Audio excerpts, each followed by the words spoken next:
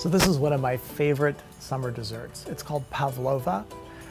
It's a pillow of meringue topped with sort of a cloud of whipped cream and then a pile of fresh berries on top. Very simple, but very delicious. I love the contrast between the crispy, sweet meringue, the unsweetened, soft, rich cream, and then the wonderful taste of summer berries.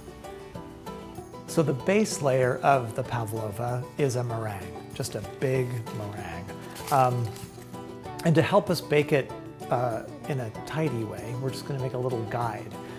So take a 9-inch pan, draw around it with a marker on a piece of kitchen parchment to make a guide, and then flip it over so obviously you don't get ink on your meringue. So now let's make the meringue itself. The hardest thing about making meringue is separating eggs.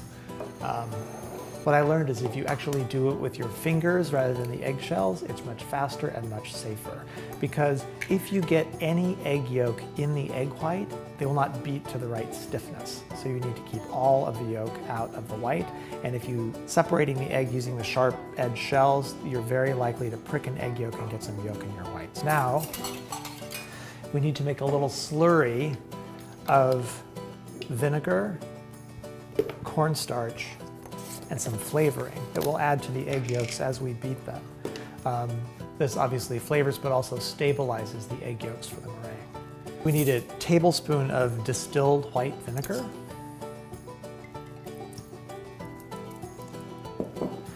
and a tablespoon of the flavoring. I love to use orange flower water. I think it has a wonderful floral, sweet flavor and fragrance that goes very well with fruit, but you can use vanilla too. And then a quarter of a cup of cornstarch.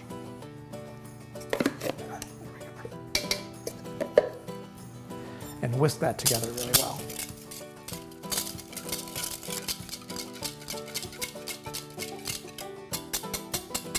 Okay, now for the main event.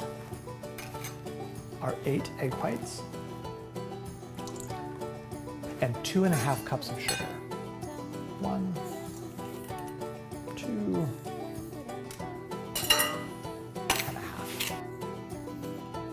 So we'll beat this first until it's well combined, and then we'll turn up the beater and beat it to soft peaks, and then we'll add our cornstarch mixture to that, and then beat it to firm peaks.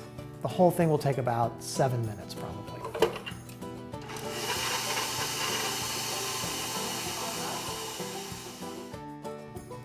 So we're sort of at the soft peak stage here, so we can add our cornstarch mixture. Again, this stabilizes the egg whites. Now we want to beat it to very firm peaks, which will take about 5 minutes longer at high speed.